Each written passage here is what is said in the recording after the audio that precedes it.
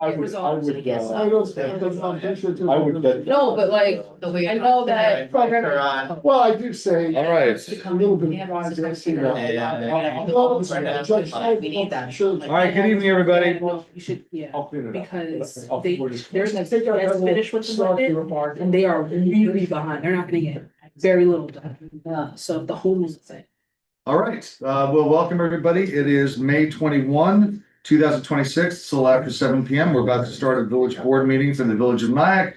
Please join me for the Pledge of Allegiance. I pledge allegiance To the flag of the United States of America and to the republic for which it stands, one nation, under God, indivisible, with liberty and justice for all. Welcome, everybody. Before we get started, I want to remind you, we have a public hearing that starts at 7:30 about repealing a local law. And we have kind of the normal agenda. We have probably a couple items that we're going to take some time to talk through. I did want to remind everybody, wish everybody a meaningful Memorial Day weekend coming up. It's going to be a soggy one, unfortunately. We got all the heat and sun early in the week, and at the end of the week, it's going to be rain and cold. But hopefully you'll have a good time with family and find time to remember the fallen members of our military that give meaning for the weekend and for the day on Monday. And a reminder that we do have a Memorial Day parade here in the village of Nyack. It kicks off at 11 a.m. In downtown Nyack, I think from Easter Square that starts at. Thereabouts. It'll be in the downtown area. And then I have it right here. What did I do? It kicks off at Main and Franklin. Yeah. Main and Franklin. So a little bit above there. And that's entirely due to the work of the American Legion Post 310. Commanders Quintana and Gray. Our thanks to them for everything they do for the community. So I want to wish everybody a good weekend. We also had a big week this week because we got the announcement of the grants that came from the New York Forward.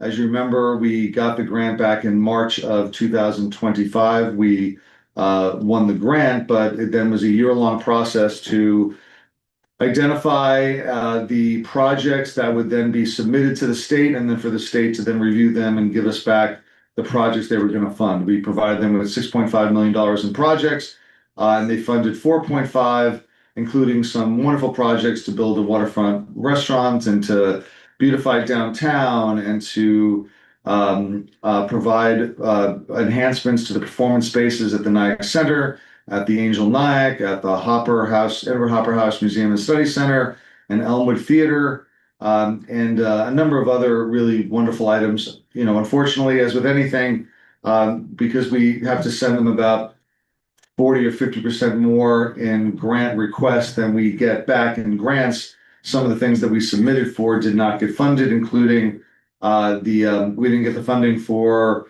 the uptown zoning that we had looked at to look at rezoning the commercial corridor uptown.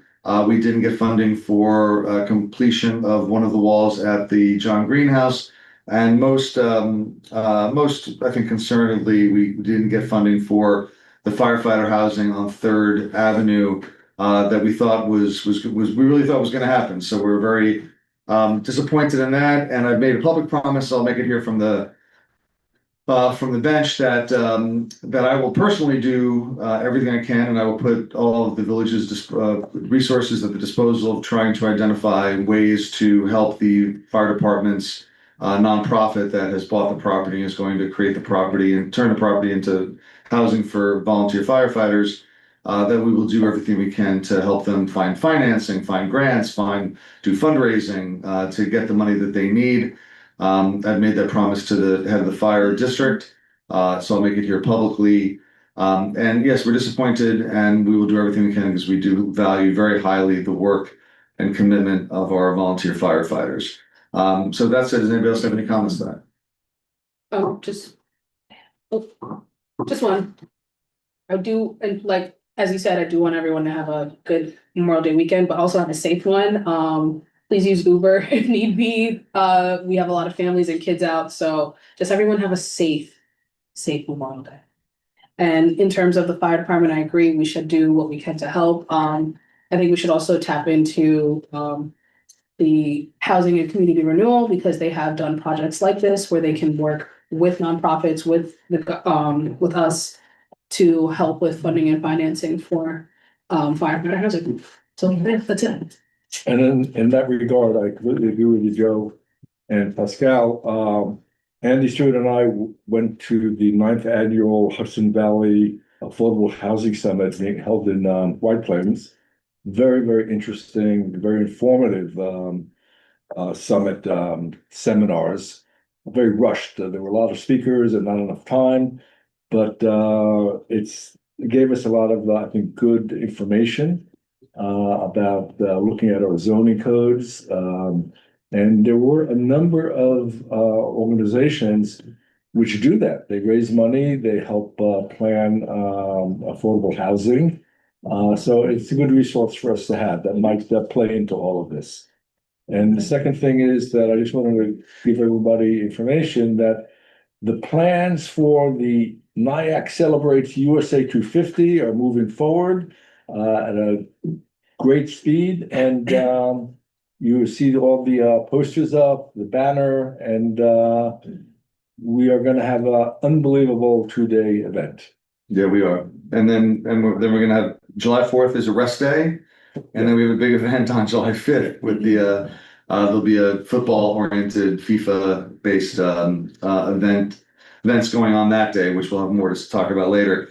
Thank you, Joe. Joe's really led he wanted it, and so I said, Joe, you run with it. You're gonna do a great job. He's done a great job putting together a slate of events for the 2 days, which will culminate in an amazing fireworks show on the evening of July 3rd, which gives everybody time to go see other fireworks on July 4th. So we'll have the fireworks the day before, on the eve of, they'll be on the eve of July 4th, eve of Independence Day. All right. Well, thank you for that. Before we get started with the agenda, we want to take a moment to express our deepest gratitude and appreciation for someone that works at the village. The village is very lucky to have a number of people who have worked here for quite a long time, and are very dedicated and devoted to the community of Nyack, who do great work, who are often under-recognized for the work they do, and even in some cases, have to deal with unruly people who may not be happy as they go about their duties, because people can be occasionally unhelpful and difficult. But I want to specifically single out, because we have a number of them here, the people that work at the parking authority, who really do a wonderful job of maintaining order in the parking. Nobody wants to pay a meter. Nobody wants to get a ticket. Nobody ever wants to pay the fines. But the fact is, we have parking rules in place to increase and enable motility in the parking. If we did not have rules where you can only park for a certain period of time, then people would squat in those spaces and there would never be any spaces for anybody. You would never be able to park downtown. So we have those rules, and on top of the rules for the street meter parking, we do have rules that the fire department appreciates for alternate side at night. And we obviously enforce rules regarding blocking people's driveways and parking on the sidewalk and parking too close to the hydrant. And all those things are really necessary for the effective utilization of our streets. And one of the people, we have a number of wonderful people who work in that department, a bunch of them are here tonight. And one person we wanted to specifically single out is a man who I see working as much as I see all the others working, because he's usually finishing up when I come in at around 5 a.m. And so we have a talk. We get to see each other outside. And this would be Ronald Henderson, Ron, who is tremendous, and I catch him parking the car. I catch him sometimes out in the street if I'm walking around, and I will promise you, nobody, he works at a time when nobody's really watching over him, but he gets it all done, and he's a He's a good person and a really vital and valuable person working at the village, and we're very grateful for his work. And this year he is completing, get this, 30 years of service to the village of Nyack, and we just want to thank him for that. So, we want to, here, take my, are you your phone? You take a picture? Ron, come on up. We want to have a certificate of appreciation for you. Come up, trustees. Yeah, Ron. Ron. It, 30 years. I will say this, 30 years always seems like a lot longer until I realized that it's 30 years ago was the 90s. Like 30 years ago used to be the 50s when I was a kid. Yeah, that was the Berlin Wall. It was like that. It was 30 years is a long time to be spending in one place. I never made 30 years anywhere. I worked at the real estate company for 23, and that felt like a long time. So 30 years, really impressive. But come over here. Let's go. We don't need to. And why everybody come out. Everybody. Come out. We're gonna do this with whole gang. I take it. Oh, yeah, mine's gotten me. Mine's gotten me a couple times. I forget to go across the street. You never give me a ticket because I'm fearful of you. Oh, that's happy. All this. All Yeah. right, so you get in the center, so everybody gets around. Everybody get around, get behind and get around. Everybody, I gotta go on this side. And the other. Then you take a photo. Sandy should be at the villages. In the photo. We're not gonna get started. 1, 2, 3, ticket. Okay. Congratulations.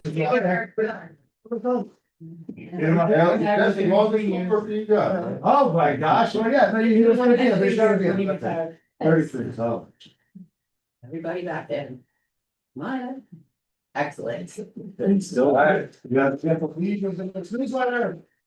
Alright. Thank you. Thanks very much. It is always a pleasure seeing you early in the morning. What I just said. You're the first person I talked to. I was aware. Good morning. When I saw Ron today, I said, No, I gotta go. "You think about retiring?" No, not yet. We still got a few miles. And we know he's effective because he gets me every now and then, so I know he's out. You know, I'm it's early this morning. You've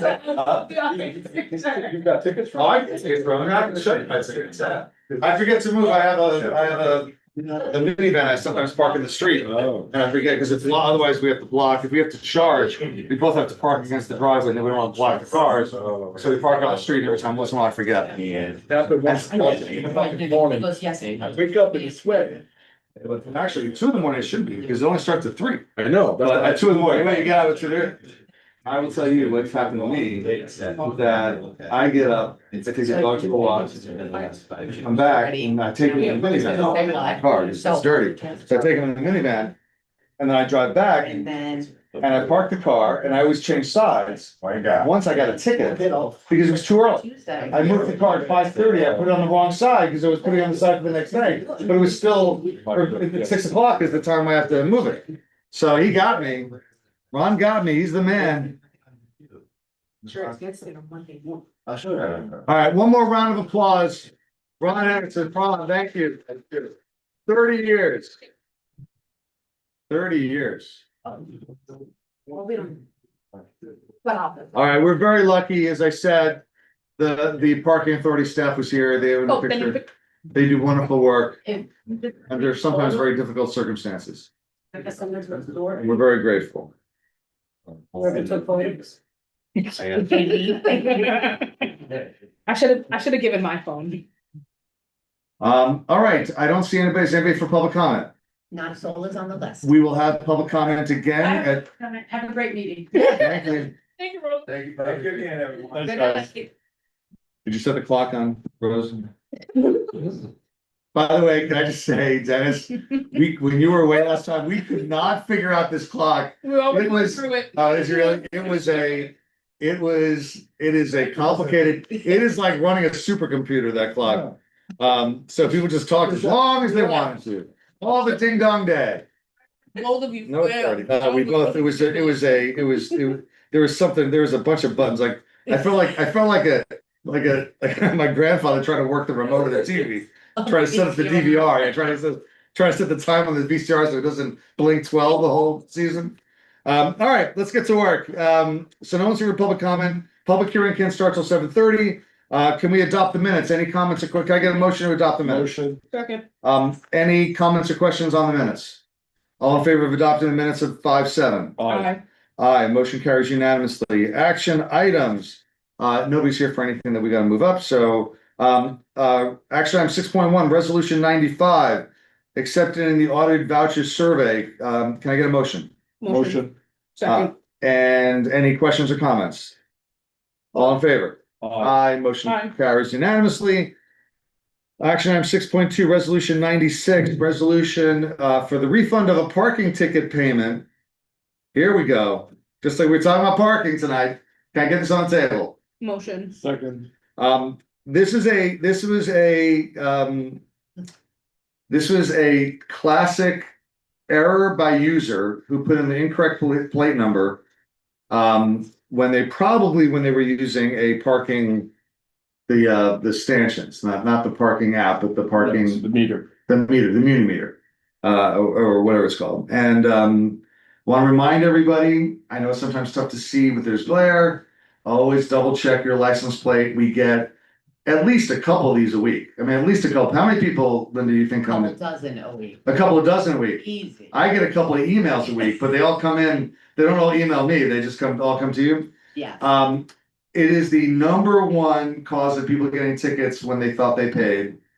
And the staff does not have the authority generally to waive them because you do not generally, just so people understand, you don't generally give people authority to waive fines that are owed to the village because that way lies all sorts of terrible incentives. I do not have the authority to waive, as mayor, to waive parking penalties. I go to the village administrator, not the village administrator, I go to the village attorney to ask him when I think there's a situation that I want to draw his attention to. And here we had a situation where somebody put the wrong license plate in and they'd already paid it, so it wasn't something they could do in court. So they came to us and we're voting now to refund the fine that was made. And just want to remind everybody, when you do fail to put your license plate number and then you have to come and get us to try to take care of it, it takes our time. It's not free. This time that we have right now is not free, and the time that the staff has is not free, and the village attorney's time is not free, and the judge's time is not free, Gesundheit, to Pascal. So just remember, please put it in, and if you do make the mistake, have a sense of that you're coming for a favor and not being demanding and difficult and feeling as if we've done something wrong because we did not. Yeah. All right? And one thing I must say with the parking meters, the kiosk, is that when you push the buttons, there is a slight latency. There's a little bit of a delay. It's not like an immediate response, so you push the button, wait a second, then do the next one and the next one, which you'll continue, you'll put it in, invariably there's a mistake made. So just be careful. All right, I agree with that. All right, with all that said, as a member of preamble, just as a reminder, we're taking this opportunity to remind people. All in favor? Aye. Aye. Aye, motion carries unanimously. Congratulations to Ms. Arbolino on getting her fine rebated. Action item 6.3, resolution 26-97. Application from Ms. Benowitz from the Edward Hopper House Museum and Study Center for a special event on June 21. Can I get a motion? Motion. Second. All right, this is which event that they're doing? This is the restaurant, the food in the middle of Broadway, right? The little dinner? All Oh, the right. dinner. Yeah. This is their dinner. They're gonna set up a big long table, it's a long table.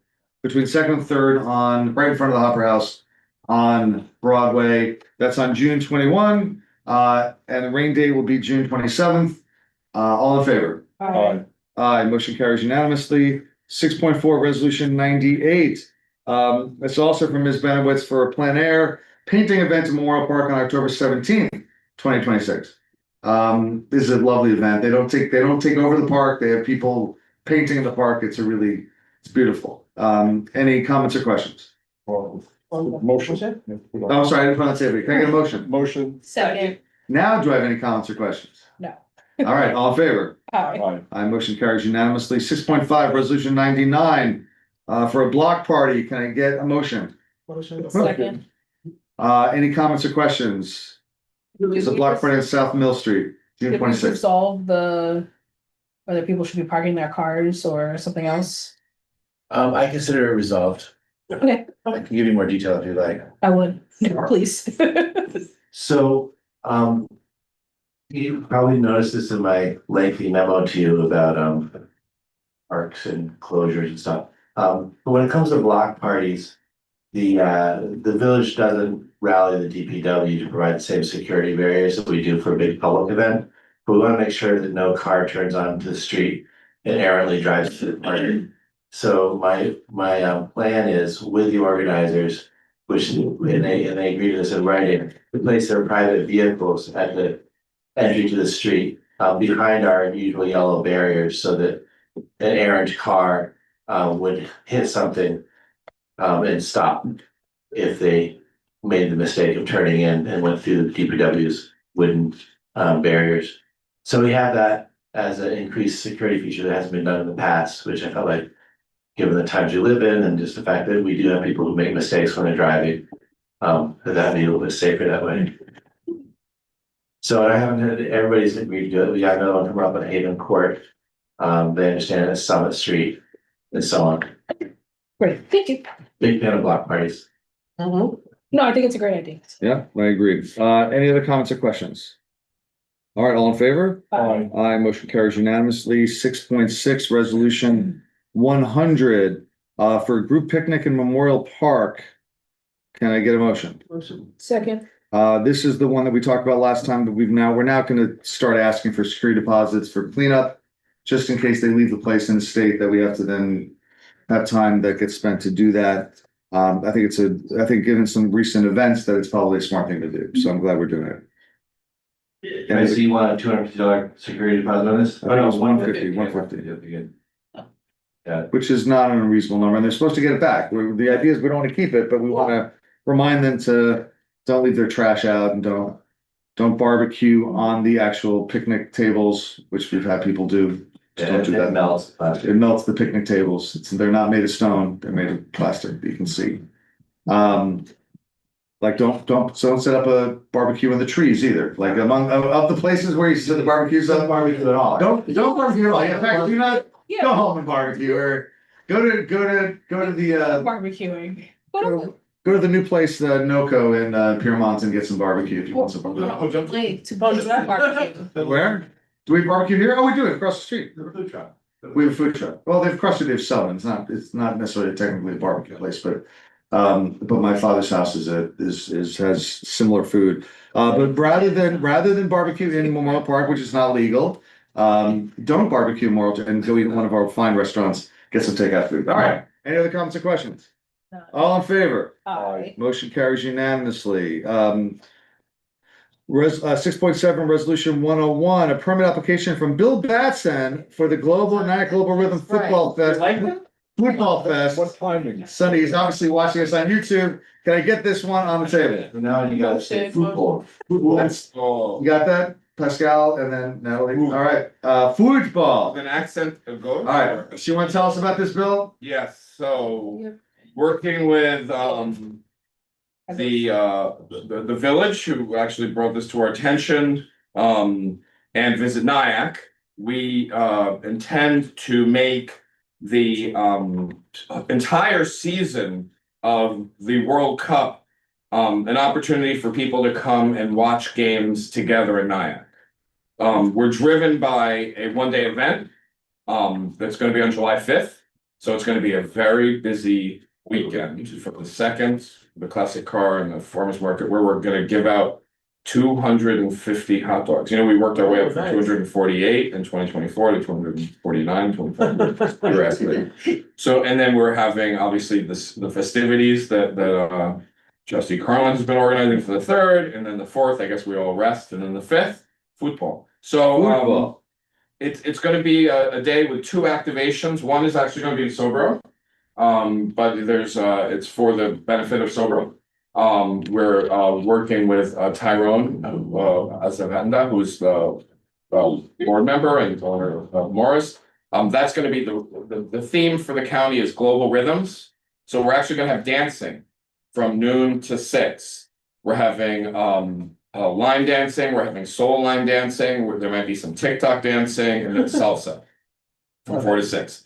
We're overlapping the games a little bit. There are games at 4 PM and 6 PM, but we figured the dance, for people who aren't hardcore fans, they can be dancing there. The but- people that watch the Super Bowl for the commercials, those Exactly, people. exactly. And then we'll be, but there'll be opportunities to watch and to dance. And then the kid family friendly aspect is gonna be at Hezekiah Easter Veteran Square, where we'll have games and demonstrations and I don't think we were doing human foosball, but I think we were doing giant Jenga and all those fun things. They'll start at 10 AM and they'll go to 4 and they'll stop right at the games because we have along that road Casa del Sol and we have Brasserie D and we have Old Village Inn and we have Don Choi, all these places for people to watch the games. And we're gonna make sure that everybody knows what games are on and how to see them. And I'm actually adding another element. During this whole period of time, and I'm meeting with Tomaszek and Peter Saluk tomorrow, all of our advertising is gonna list all of the opportunities to see the game, and there are 21 right now. And because Haiti's in the World Cup this year, we have 3 places where we're hoping to promote those games, and we have a list, I think I have a list somewhere with the dates of those games. So the activation is village-wide, and the activation is from the 11th of June until the 19th of July, but we're driving people to the town on the 5th. And the final element, activation of Hezekiah Easter, activation in Sobro. The final element is working with this guy called New Jersey Social. We're doing a stroll. So it's kind of like a have a straw food crawl, where during the day, starting, I think, to near Franklin Avenue, probably near the social, the local, we will have a list of places where a group can go guided, where they'll get a bite here, a bite there, a drink here, a drink there, to try to get as much of the entire village involved in this as possible. And it'll end for the dancing and the football watching. Oof, Wow. it's a lot happening. And then you'll say, Oh, and we'll say, In well, they gave us some funds for this and Yes. we have a good team. fact, they're funding the whole thing, right? All the. Well, the one thing is, does anybody know anybody at like Verizon or Cablevision? Because we had to get to the budget number, we had this idea that some places that don't have the right size screen, or some places might not even have a screen, but would be great places to watch. We want to get them a screen, and I actually forgot one other element. Andy, thank you for not pointing to my error or my omission. We have one person who's going to be dedicated to developing a list of all the local football clubs and soccer programs. So Michelle Whalen knows all the teams, like the junior varsity and the varsity. So we're going to try to pair, and sometimes they're docents, like there's this guy Nathan Bell who lives in town, who's like a superstar coach, international level. So we're going to try to pair an individual or an organization with each of these venues and encourage them to start watching from the 11th. So you'll be like, our team's watching the game in Nyack at such and such, to kind of build an in-person crowd, but also to have people there who can explain the game to those of us who don't understand. Oh, yes, I understand. To hit the ball into the net. It's very straightforward. Stop. It's very straightforward, but It is very straightforward. and it's very great when it happens because it happens so rarely in these games that when it happens, everyone gets very excited. But we're the concussions, we're the concussions. No concussion. and you can't use your hands. You can't use your hands. They deny us the very thing that makes us most human. They deny us our hands. I mean, cows can play soccer, but theoretically. And my daughter played soccer when she was kid, so. Education kid who didn't. I don't know. All right, any comments or questions about this? It's a wonderful program. I love it. I do have one comment. Yeah. So I also did forget to say it earlier. First of all, it was on Monday was Haitian Flag Day, and we had a great event I heard. that has at Easter Square. So thank you to Church of God of Nyack for putting it on. I heard Tristan. Yeah, Tristan spoke. I was there. I spoke. Why did I speak? Who knows? But Thank you for it's okay. speaking, because I had to leave early. No, it's okay. I mean, It was the it was Haitian Flag Day. But I do want to just emphasize that aside from that, we have a vibrant Haitian community. This is the first time that Haiti's been at the World Cup since the 70s. And there is a lot of excitement around it. So definitely, I know I had mentioned to you size and a few other places. I talked to the past, Are they playing on that day? Are they They playing? have three, no, they have No, three, they're well, playing, but they got a tough draw. Listen, They're playing Brazil. I also got a jump shot with my FIFA tickets, but I'm not gonna talk about it. So, yeah. So I they- talked to the pastor at the church. Okay, well, did you also touch base with size? Not yet, but they're on the list, Okay, so so, they'll be included. yeah. Uh, Then, yeah, You'll guide us, cause we'll. Yes. Yeah, cause we're trying to get, like, I don't know if people know Jose Acevedo, but he's a big soccer fan and he's gonna help. Do liaise with the Spanish speaking Yeah. restaurants, cause I can go in there and I know all these folks, but I just wanna make sure we can go to the next level and figure out. Cable, Bless you. agreement. We really do we wanna activate every restaurant in town. All right, this is great. This is great. So yeah, let's, it's great that they're engaging with all the businesses. We would have set up a screen, but it's all the games are during the sunlight hours. So it's very difficult to do outdoor screening and have people be able to see it without spending a significant amount more money than we have to spend.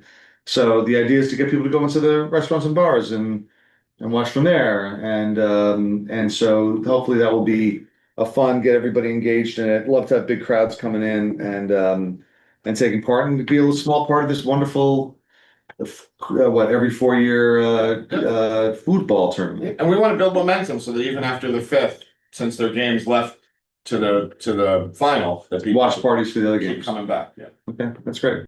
I do have a question. Sure. You started with saying, does anybody know anybody at Cablevision or Verizon as you didn't finish? Oh, yeah, because I'd like to get a sponsor cause we had to take like three grand out of the budget that was gonna go to screens.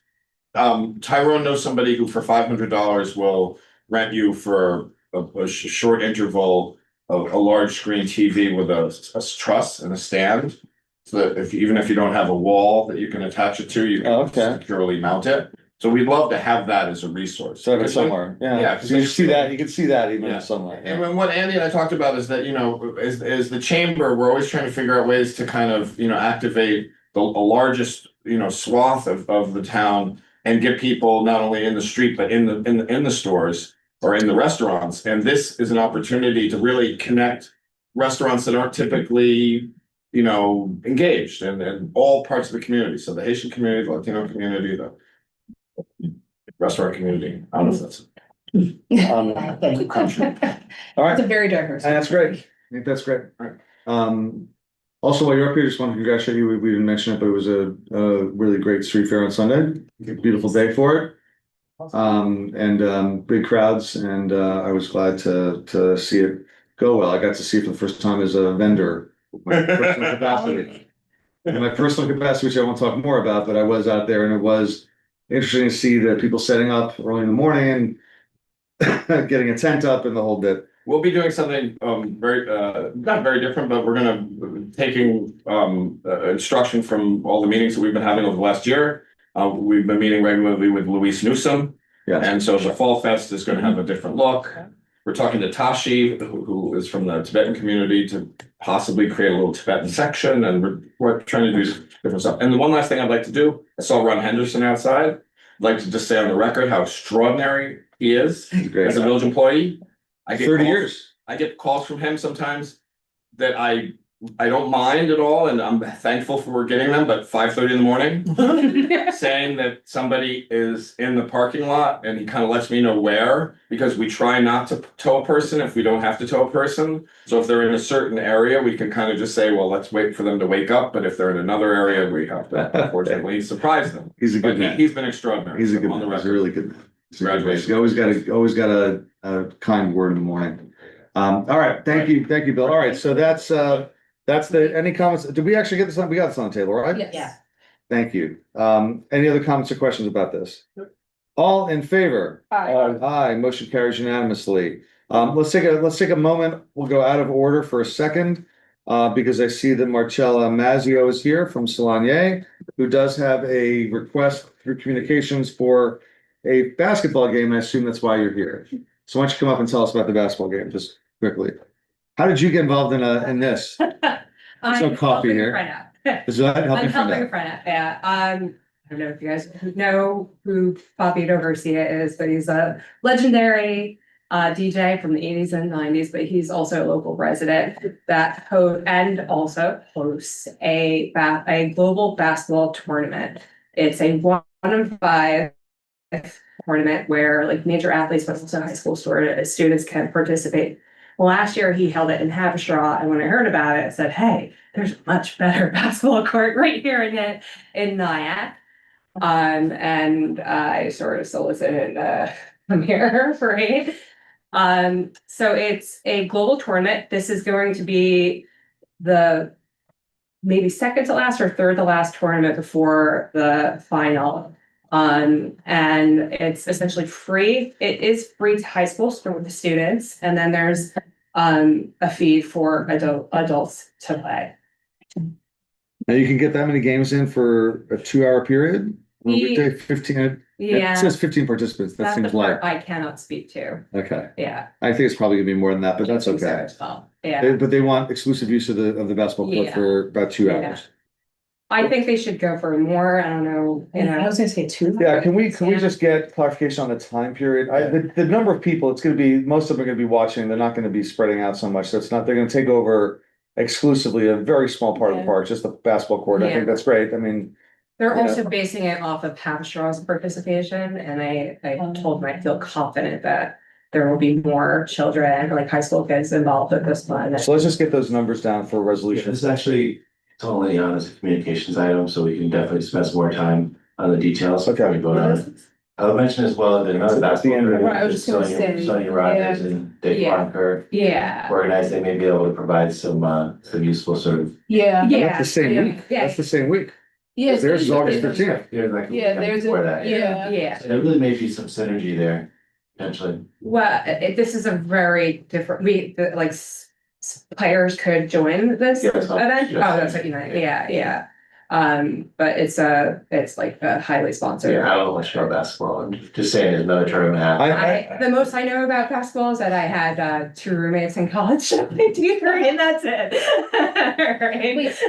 Yeah, well, listen, all of you should be ashamed of yourselves that you're not referencing the Knicks comeback. I know. Listen, the other night. I want to, but I don't know enough. Yeah, all right, so I think we're good, let's get a resolution, I'm sorry, go ahead. I said we have 20 minutes to wrap this meeting up, so we Yeah. can watch the Yeah. game. No, So, so- in a more serious note, Move, get Yeah. a resolution. yes, we can get a resolution, but I just had a question. So I guess the last time he did it up in Haverstraw, he only used 2 hours, and that was It was an indoor tournament and they Okay. only needed the 2 hours. Oh, But okay. I also think there's a potential for More. bigger. That, okay, participation here. yeah, no. It's more a question of when it starts, when we start it, because I think once they're there, they're not they're gonna keep Yeah, playing. no, until we're they- just gonna, They're gonna keep the court. Yeah, I think that a start time, we would pick the start time that we Yeah. have. Okay, all Yeah. right, And my other suggestion with Daquan too is even if he can't provide players, they could probably come and watch. So Oh, that yeah. would be like a good Like- reason to get like, I don't know who any Like- of these people are. Oh, but yeah. Legendary people that are. yeah, wait, do you have names? I can get them for you. Oh, okay, cause I'm like, now I'm a little Yeah. bit. Well, if you need, Like, the final is at the GOAT, if that means it. It's if you need another player, Yeah. don't ask me. Yeah. Oh, no, I'm purely a spectator. I just Yeah. like to watch basketball. listen, I can play power forward, I'll make 5 fouls in about 30 seconds, but Numbers. there'll be hard fouls and I'll be gone. My hand-eye coordination is horrible. I was on air balls and like not even hitting the. When I was a younger man, I was decent, but no longer. All right, thank you. Thank you. Thank you for coming. I want to make sure we took care of that. So Yeah. that's good. And while we're talking about it, we've got the same request from Sonia Yeah. Rogers for a park permit. The basketball game on the Saturday, Sunday, which is a longer, that's both weekend days. We've done it before. They just take over the basketball court. Do we have any conflicts on those days with anything going on? No, we do not. Their rain date, however. I was just gonna ask about They're working on some coordination issues to see, and they seem to be fine so Okay. far, so. Just in case they have to go to their rain date. The rain date is One- conflict with which? Well, There's a wedding or one of something. them is the back to school and cancer walk that Andre Smith is organizing, that's on the 23rd. Okay. On the 22nd is Richard Quinn's, Porch Fest concert. Well, those are conflicts. Okay. Yeah, So those are- I put them together and Andre Smith has said he doesn't have any issues waiting on Richard Quinn. But I would like to defer a final decision until we have clarity that the rain date is gonna be okay with Okay. the Porch Fest. I mean, they just have to commit to not, because the basketball game has a DJ and. Yeah, I mean, that's the thing, it conflicts with any music event or any event that needs quiet. I mean, what do they look at the event 2 weeks later? What's the week after that? The week after that is still a non-Labor Day weekend. Yeah, but I'll go through the calendar again. Just see if we can find another weekend, because it's a lot easier than, there's two things that next weekend that would be conflicts. If they can find the weekend of the, the 15th, so it'd be the 22nd, 29th, and the 30th. That is not Labor Day weekend. Labor Day weekend's the weekend after that. So that is a dead weekend from the perspective of people doing stuff. Yes, I got so anyway, there's just a lot of things. The Porch Fest rain date is the 29th, for example, so. So we'll have to fill around a little bit. All right. See. All right. Yeah, so. Okay, all right, so we've talked about that. Let's work out the details on that. It's not till August, so we have some time. And let's go back now to our action item 6.8, resolution 102, approving a home rule request for Assembly and Senate bill about parkland alienation. Can I get a motion? Motion. Second, All right, Andy, just give us the quick update of what's about. We've just been back and forth on a lot. This is for the River Club site. You can't lease or sell parkland without the state agreeing to remove it from the parkland status. And that's what this legislation asks to do.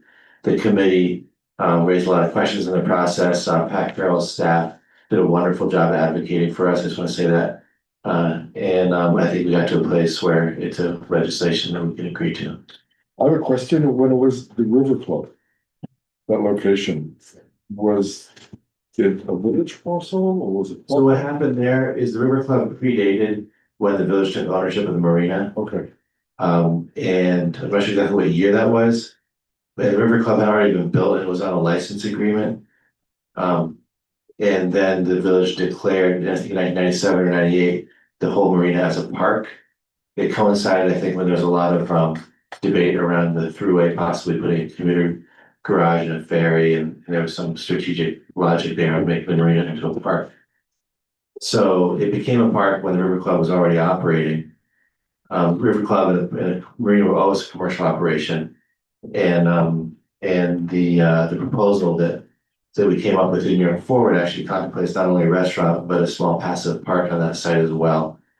The alienation deal includes fair market value or some kind of collateral for land that's being removed from parkland. So the village needs to be able to point to an equal investment in park improvement or an alternative piece of land that's equal in value. The building of a new park on that site itself, right next to the proposed restaurant, will get us partway there, I'm sure. And if TZ Vista comes through, there'll be a beautiful big public park right on the waterfront on the north side of Claremont. So I think that will be pretty The other comfortable. possibility for getting more public park would be if the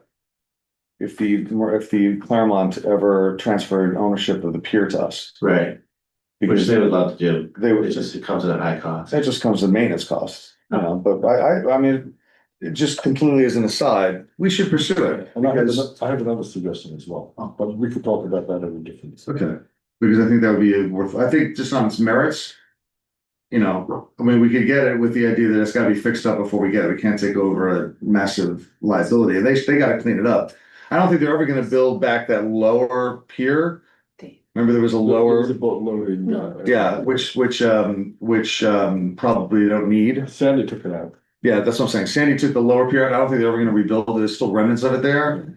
But the upper level needs some work, but it's not impossible, and it would be nice to get that as a public amenity. As opposed to just simply having an easement over it. Right, And then it would also satisfy now part of this trade-off that we have to make. So you understand, so the idea is that we're gonna try to turn it from parkland into non-parkland so that we can sign a lease with somebody who's gonna operate a restaurant, because a lease is a lot easier and a lot more valuable. We'll get more money for a lease than we get a license of that property to operate a restaurant. Okay, They put more money into building it out if they don't have a lease rather than a license. yeah, no, I know there were some issues early on, because I was talking with Dan about it. But all of those issues that they had early on were resolved. Yeah. Okay. In my mind, they are. I mean, the text has changed Okay, in ways that make sense. okay. Yeah. All right, and, well, no, I already spoke with you about. Any other comments or questions? No. All in favor? Aye. Aye, motion carries unanimously. 6.9, resolution 103, approving a temporary mileage reimbursement adjustment policy. May I get a motion? Motion, Second. All right, so we're just changing it because the fuel cost. People have to get reimbursed more for mileage because they're spending more on their fuel. Right. Okay, I'm okay with that. Anybody have a question or comment? All in favor? aye, And I'll just point out, because I did some analysis of it this week, gas prices are up 50% since in the current presidential term. I have a little car, and usually pre times, in the before times, it only cost me like $25 to fill my tank up. It's now costing me 47. 70. 78, I think it's about 85 for me. I'm ready to cry. So I've just put gas in my car. this is just simply an observation, not a political statement. We're just observing the fact that gas is much more expensive than it used to be. Cost of living has gone up. Cost of living's gone up. There's nothing political about Ground it. beef's up 40%. I did a lot of analysis this week. Ground beef's up 40%. Hot hamburgers are gonna be more expensive this one all day. I'm very excited for how quiet New York City might be. That's So I can just like get in and out. All right, we're done with resolution. Oh, wait, can I get a, all in favor? Aye. Hi. Aye, motion carries unanimously. I can't remember if we actually Oh, I was took, gonna we say- didn't do it, we did it again. We voted for it twice because we want to emphatically support our employees who put in for mileage reimbursements. All right, let us go back, since it's now after 7:30, to the public hearing. Can I get a motion to open the public hearing? Motion, Second, All in favor? I. All right, so we've now opened the public hearing. This is the public hearing considering a proposed local law to repeal local laws number 2 and number 7 of 2025 and to refer and defer to New York State's preemptive regulations and laws regarding proximity distances for cannabis dispensaries. That's the local. That's correct. That's the public hearing that we are having. All right, I'll let Dennis take us through this because I want to make sure that we Sure. go through what he feels we need to go through. We're not going to be voting on the legislation tonight. We're going to be continuing the public hearing to the next meeting. June 11th. We could do June 11th. I was thinking June 25th because we already have a public hearing on June But this- 11th. Let's do it on June 11th. Let's try to get it June done. 11th. Let's try to get it done for the people that are waiting for this to get done. And so let me just summarize the local, which I think you're all pretty familiar with it, but. If going back, if you recall those exciting meetings that we had for these two local laws. hard to forget. I at least hinted at, I think I was a little more forceful, more than a hint, that proximity regulations regarding cannabis dispensaries, certainly with medical, but with the recreational, were in all likelihood preempted by state laws and regulations. I was hesitant to say absolutely and emphatically 100%. I remember those meetings, but I expressed that I was pretty confident that this distance regulations regarding cannabis, dispensaries and proximity to each other regarding recreational, medical, you can't even touch. You can't even touch that. Are preempted by state law. And that's history now, but that was always my educated, not guess, but that was my opinion based upon the laws and the statutes and the regulations themselves, which were and still are to a certain extent difficult to navigate. But since we adopted these local laws, we've had the pleasure of receiving, we, state of New York, has the pleasure of receiving 3 advisory opinions from the Office of Cannabis Management through its Cannabis Control Board. So the Office of Cannabis Management is the umbrella agency, and then it has a sub-agency of the Cannabis Control Board, issued 3 advisory opinions in 2 in October of 2025, so after these local laws were adopted. And there's a third that was a little bit later, maybe I want to say December, but they're all in your packet. I've read them thoroughly over and over again, and I actually cited them in that litigation that we had. That's right. Sorry. Where it's explicit that municipal codes cannot regulate distance, proximity, distance, but distances and proximity between recreational cannabis dispensaries. So, and that third one was November of 2025. Very, very clear, unquestioning that, and those advisory opinions basically, they don't have the power of a court to nullify a local law, but the advisory opinions were opining on the not accuracy, but the validity of local laws in the town of Southampton, the town of Riverhead, and the town of Tuxedo. Pretty similar in terms of what those villages, those towns offer in terms of neighborhoods and downtowns that they want to keep quaint and nice and lovely. So very three comparable municipalities to our own village, but that doesn't matter because the advisory opinions were very, very, very explicit that their municipal code that tried to regulate the distance, the proximities between recreational cannabis dispensaries that was different than the state's was no good. No good. Can't do it. We preempt it. So your local law, to the extent that they're regulating proximity distances between recreational cannabis dispensaries are invalid. And not in compliance with the preemptive state laws and regulations on that specific topic. So based upon that, it's my legal opinion that we should repeal local laws 2 and 7 of 25. And you may say, well, why are we repealing local law 2 of 2025? Because local law 7 of 2025 amended local law 2 of 2025. So we just need to repeal local law 7 of 2025. Well, if you repeal local law 7 of 2025, then it reverts back to local law 2 of 2025. So you got to repeal both of them. And I added into the local law, not just the repealing.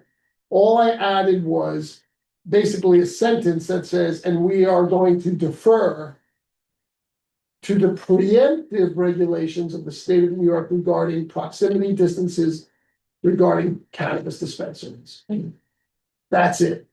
Right. Well, I understand that the only thing that the village can regulate is the hours of Well, operation. there's a few things, but time, I think, is one of them.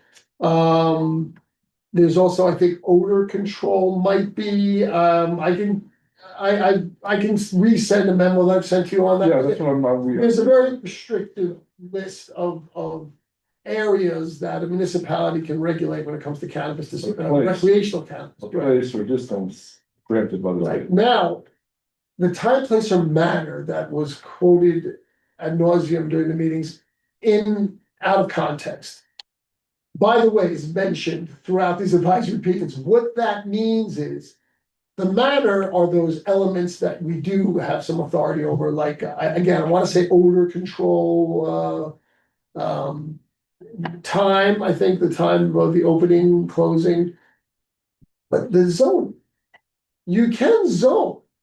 In other words, just because the state preempts the distance proximity rules for recreational cannabis dispensaries, doesn't mean that a licensed cannabis dispensary can plop itself, in any zoning district it wants. You still have the power of zoning. You could say it's only going to be in the commercial corridor, and you could do that. Or it's only gonna be in DMU 1 or DMU 2, or it's only gonna be. You can zone, just like you can zone for any type of use, except for educational and religious, by the way. That's an area where you basically cannot zone. You can have a house of worship, house of worship anywhere you want. So unlike houses of worship in schools, to perhaps a lesser extent than houses of worship, because they have Arlupa helps the religious uses, whereas schools don't have Arlupa to benefit them. But basically, you could put a house of worship anywhere you want. So cannabis dispensaries cannot go anywhere they want. They still have to comply with the local zoning district rules. But I'll leave you with this. That doesn't mean you can get cute. So let's say you're a municipality like the Village of Nyack that opted in to cannabis, recreational cannabis several years ago. Now, maybe the Village of Nyack is thinking, maybe it wasn't such a good idea. We want to opt out now. Well, we all know you can't do that. So what's a way to work around that? Well, we can basically zone them out. Well, you can't. You can't. There's a law on that as well that says, no. Just because you have the power of zoning doesn't mean you can say, okay, we're all gonna put you in this new zoning district that we're creating. And it's called the CD zoning district, the cannabis dispensary zoning district. And it's gonna be this small little parcel, in this far reaches of the village. That essentially can only maybe put one cannabis dispensary there. No. The state's gonna say, no, you're just doing a workaround. To essentially now opt out when it's too late to do that. So, yes, you still have the power of zoning, but it has to be applied in a way that is compliant with opting in to allowing recreational cannabis dispensaries in your municipality. Just like you can zone where liquor stores can go. Preempted by the state, liquor licenses are all, we all know that preempted by the state, but you can still zone where liquor stores are allowed to go. But you can't zone it so much in a way that you prohibit liquor stores in your municipality. I don't know if they have any blue municipalities in the state. That they may. I'm not sure how that works, but that's a topic for a day that may never happen. So anyway, that's it in a nutshell. You cannot regulate the preemptive state laws and regulations relating, measuring, the minimum distance that recreational cannabis dispensaries may be from each other. You must be compliant with the state. And I want to make sure in the public hearing, thank you, Dennis, for articulating all that for the record about what the purpose is of this, which is to align ourselves with actual state law.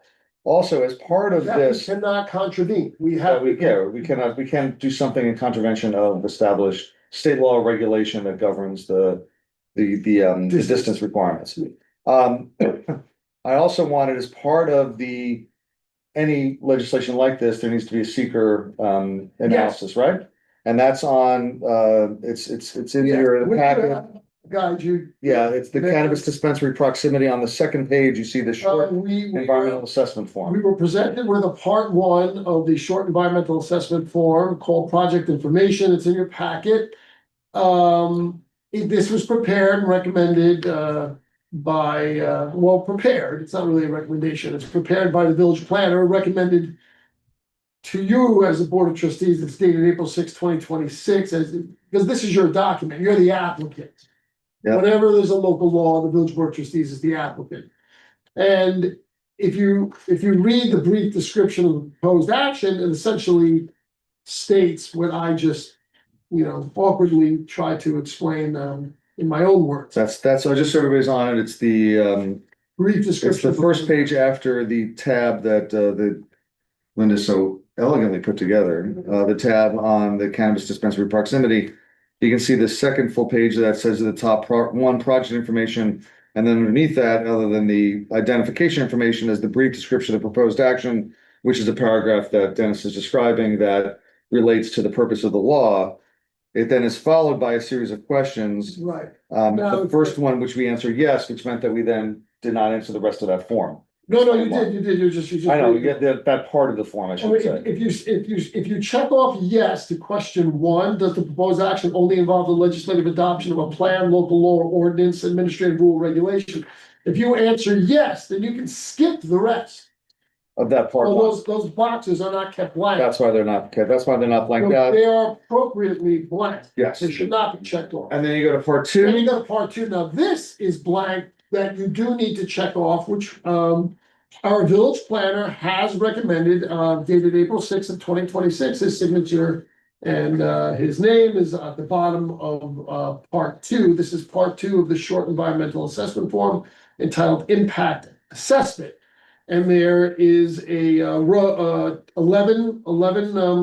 considerations that you're required to address as part of your SECRA environmental review.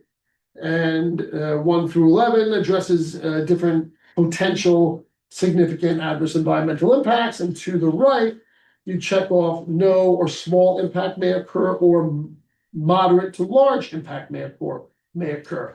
Our village planner, our professional consultant, is recommending that no or small impact may occur for all 11 of these potential significant environmental impacts. Now, you don't have to agree with our village planner. You can discuss, disagree, or wholeheartedly accept them. I would only ask that you look at them if you have not already. If you have already, then just say, I've already reviewed that. We don't need to go through them very. And then and then you can see the next page, part 3, given that the planner did not find any material moderate to large impacts that filled out, that part would then be filled out and explained what the moderate to large impact Right, was. because this is your determination as a village board of trustees. The part 3, like it says, is entitled determination of significance. What does that mean? That means either a positive declaration or a negative declaration. Unlike the words positive and negative, when it comes to environmental impacts, it's the opposite.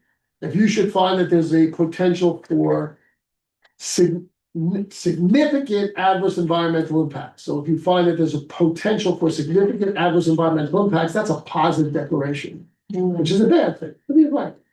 If you should find that there is no potential for significant adverse environmental impacts, that would be a negative declaration or a neg deck. That's a good thing for the environment. So this is your determination that you would make as the lead agency under the State Environmental Quality Review Act. Now, what I'm suggesting is you don't vote on that tonight. What I suggest you do is have a discussion about what your inclination is, and if a majority of you feel a certain way, we will communicate that, we meaning me, will communicate that to our village planner, Robert Galvin, and say, okay, the Board of Trustees by a majority consensus indicated that they're inclined to go either with a positive declaration or a negative declaration. So please complete the part 3 of the short environmental assessment form in accordance with your consensus. We need to fill in part 3. Yeah, but our village planner, Bob, will do that based upon your instructions to him that I'm asking you to do. On part 2.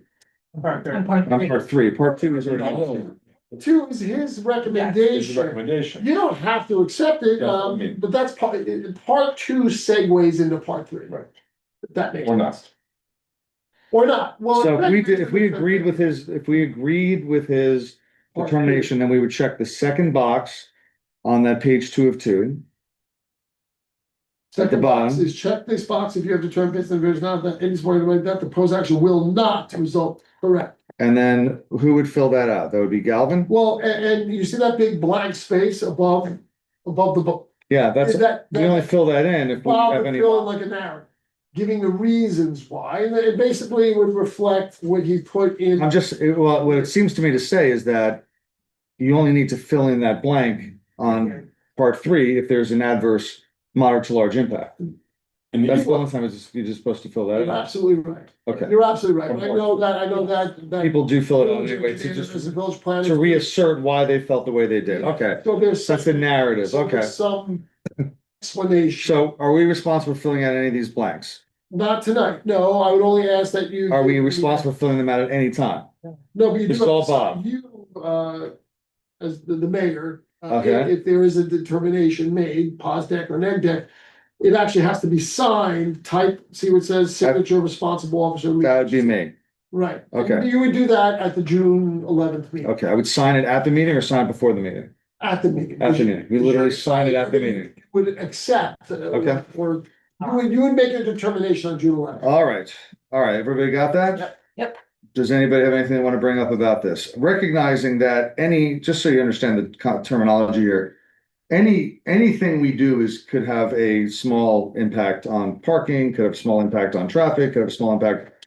That's a moderate to large impact would be something where the law is now allowing something fairly significant that would change the patterns of usage of the village, which is why I think that Bob has indicated there's no small impact by virtue of these particular laws being repealed, which remember, the laws being repealed put us in a state of affairs that existed a year and 2 months ago. Not like that, but it's putting in the state affairs that will be compliant with the preemptive state I laws understand. and regulations. I'm just saying that there is no, when we talk about the small impact, it's difficult to say that will have a moderate impact if it's going to a state of affairs that existed quite fine up until 15 months ago. That's my only point. But if anybody has a comment that they want to make about Bob's findings, you can feel free to make it. We want to make sure we've reviewed all this. Can we have, do we have to do it tonight? Can we, I mean, I'm looking at it and I don't see any problems myself. I think if you have something you want to bring up, you should bring up before the meeting so we can discuss it at the meeting. Well, I would like, You want to be on the record? I would like Bob to receive instructions that reflect the consensus of the board. You're not going to, he's not gonna draft it tonight, obviously, you're not gonna vote on it tonight, that'll be June 11th. Yeah. Now, if on June 11th, whatever Bob prepared based upon the general consensus tonight, an informal straw poll is fine. You know, you're just gonna give some inclination to the village planner where you're leaning toward. And then on June 11th, you'll have a formal vote as to what you're gonna do about pos deck or neg deck. Now, if the inclination you give Bob, for example, is a negative declaration, and you change your mind on June 11th, that's okay. We just won't have a part 3 reflecting that positive declaration, unless, of course, there's a consensus among you leaning toward a positive declaration. You know, All right. I mean, I can have Bob draft 2. No, with that said, I'm just gonna point out one other thing, which is that there's another part to this, which is the waterfront assessment form, which is completed and is filled out also with no's because it's very difficult to say this law would have any waterfront impact. And then the last part of that, which is part number 3, which deals with the project, is only applicable if the project is, he hasn't marked off the no's here. And I would say the reason is that it's not relevant to those aren't relevant points. Right, because there's no project. There's no project. Okay, that's why. Well, you All put right. NA, see an NA there. An A next to it, so that's why there's no no's all the way down the line until you get to part D, where it would again be signed by Bob, correct? Yeah, he indicated he prepared this and So- dated March 24, 2026 for the right. So the thing we're discussing now in our public hearing is whether anybody has issues that they want to bring up with regard to the impact assessment. And if you do, it would be probably worthwhile to discuss them now. If we do not, that is fine. And then the instruction that will be given to Bob will be to complete this in the manner in which it's now the draft that we've gotten, and then we will get that on June 11th. And then we could always question him live then about how he determined what he determined. And if we decide that we're not in agreement, then we could always either continue the public hearing and send it back for a revision. Of course. So my suggestion would be if nobody has any major problems with it right now, that we can give him the instruction. So we come to June 11th with the completed seeker, and then on the June 11th, we can then question him. He will be at that meeting, then we can ask him questions about how he determined what he determined. If you'd like, I will invite him to the June 11 meeting. I have not yet done that. We weren't sure it was gonna be that day. So let's invite him to that meeting if we can. Well, let's find out if in the meantime, if people want to have him there, they can ask him questions, why he decided things the way he did. Okay, so We can decide that in the I'll meantime. ask him to attend the June 11 meeting. Okay. Hopefully he's on. Let me just explain my thought process on this and just, I'll try to be as clear as I can. The way I look at this whole issue is that we're not initiating a new law. We're rescinding the 2 previous laws that were passed in favor of the state preemption, correct? Correct. Okay, so that being said, all of the impact assessment, I look at it as what if this is not the rescission of those 2 laws are not going to have any effects in the no or small impact will not occur, right? So I don't see any issue with this. That's correct. Your point is that, like, it's what I said, which is that we're going to a state of affairs that existed before these laws were passed, which the laws, those laws that we're now getting rid of theoretically could have made a change, but rescinding them does not, because Right. rescinding them puts it in the state of affairs that existed until like March of 25. Right, right. So this way, just for clarity, so that people understand who might be doing this. We are going back to a state of affairs that existed before Either the laws were passed. either of the laws were passed. So therefore, that action will not cause any of these impacts. Correct. That's correct. That's And also to be compliant with the state, on top of everything, yeah. you know, the state is saying these are the laws and rules. The state, by the way, is subject to the State Environmental Quality Review Act as well. So when the state adopted these cannabis rules and regulations, they had to address secret in some manner. And the state is saying that these proximity distance regulations are what municipalities must adhere to when they have recreational cannabis dispensaries in their town or village. So the state has already said, in a sense, that in terms of a potential significant adverse environmental impact, there is none or little. So that's another aspect of why Bob is suggesting no or small impact neighborhood. Because we're just, All right. again, I can't reiterate that enough. Sure. I just wanted to be ready. We're just bringing the village into compliance with the state's preemptive laws and And regulations. that's why it's very important that we clarify everything and make it clear to everybody that we are not initiating a new proposal, a new regulation, proximity, and so forth. We're just rescinding the previous one and saying we have to, which in any case we have to do, we're following the state's preemption, Exactly right. requirement. So, Exactly. by the way, local law 7 of 2025, the distance regulations that we have in that current law that's on the books right now is the exact same as the state's. The current one, yes, not the one that, but the one Now, that's. the state may change it, you know, that's up to the state. All right, Okay. any other, good, thank you, Joe, for clarifying that and getting on the record. Any other comments or questions about the seeker? Any other comments or questions about the legislation that's at the core of this public hearing, the purpose of this public hearing? Any comments from the public? I'm looking at you. It could be.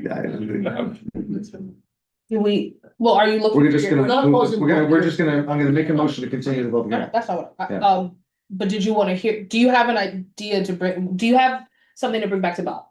No, I think our I get the consensus, sense that. the consensus is that we approve of There's his a declaration. Okay. negative declaration. That's our consensus right now. Okay, Natalie, you're leaning toward, inclined to a negative declaration, Yes. Joe, Carlin, Yes, Mayor, yes, so it says unanimous. Inclination, it's not a formal vote, to Right. instruct our village planner to draft a proposed part 3 of the environmental assessment form indicating a negative declaration, that there would be no potential for significant adverse environmental impacts. And Quick also, question for you. Oh, sorry. no, go ahead. All right, What would be the consequences of a positive deck? it's a whole branch that goes off of the secret procedure. You'd have to do an environmental impact statement. Yeah, absolutely. That's the tail end of it. That there's hearings just on secret, on the draft environmental impact statement and the final environmental impact.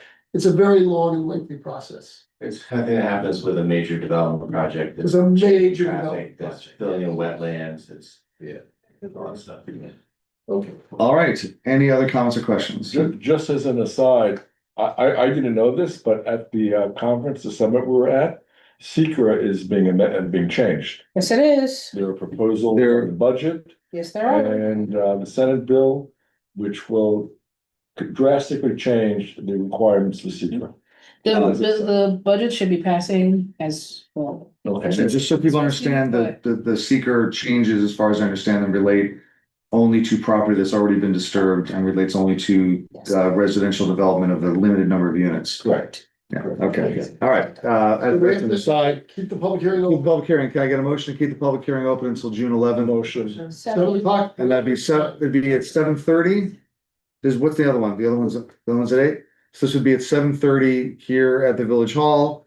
on North Broadway. Thank you. And June 11th. and that'd be on June 11th at 7:30, This year. 2026, this year. All right, all in favor?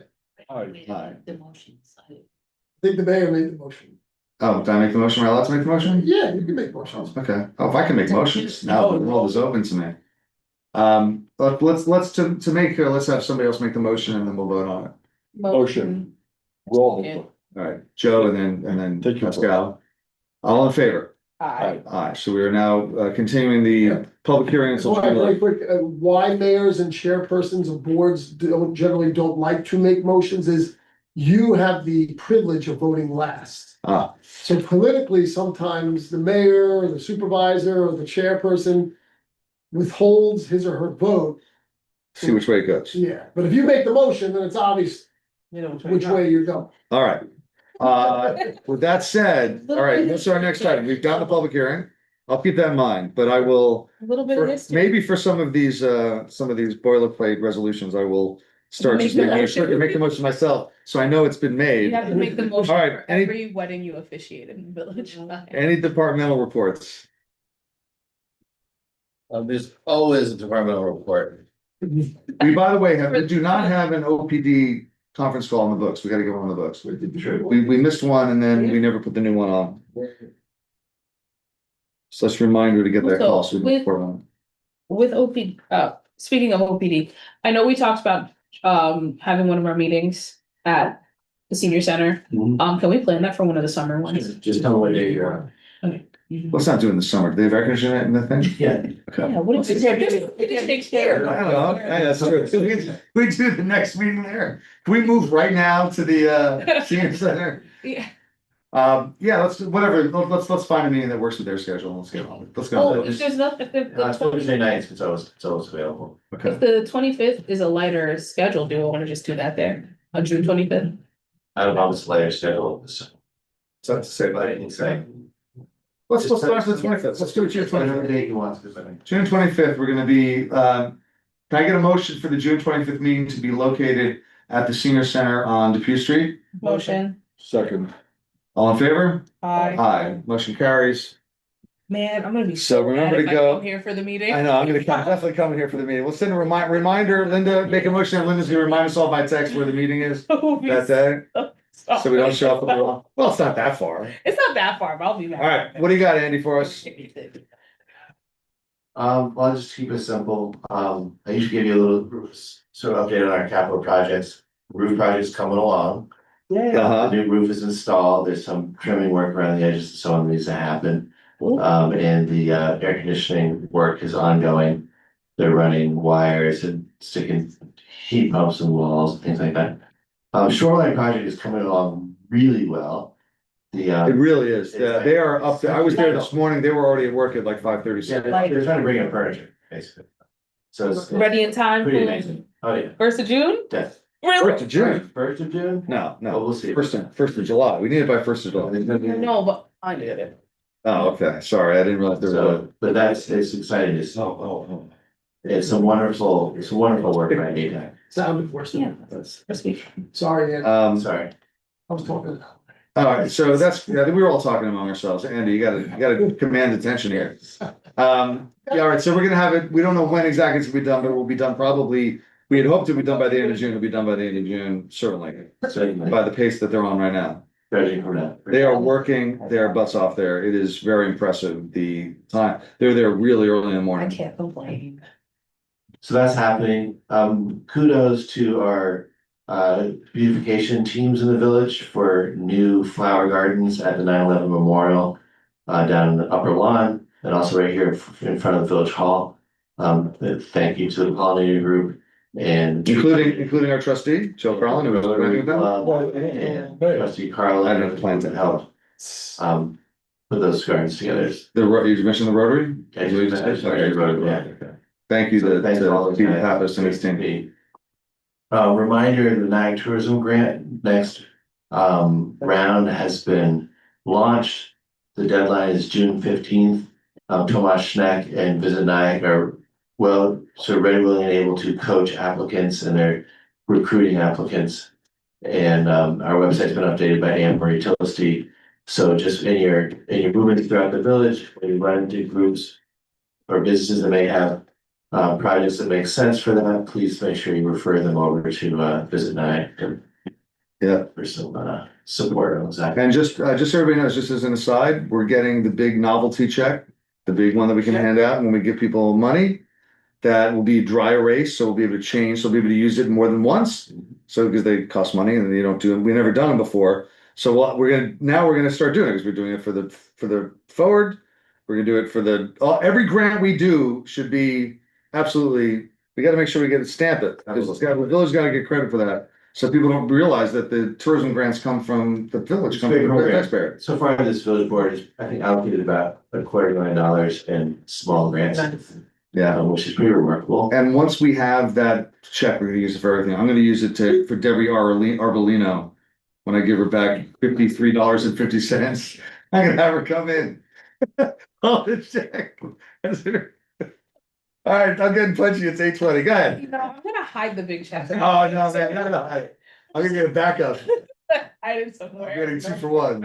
I don't think we've had a meeting since the New York Forward grant was announced. I talked about it a little bit at the beginning. Certainly Yeah, done a nice job publicizing that massive victory for the village. huge victory. And so thanks to this board, everybody that helped with that. Our project's better than It's that. gonna be a long time before those funding contracts are actually available.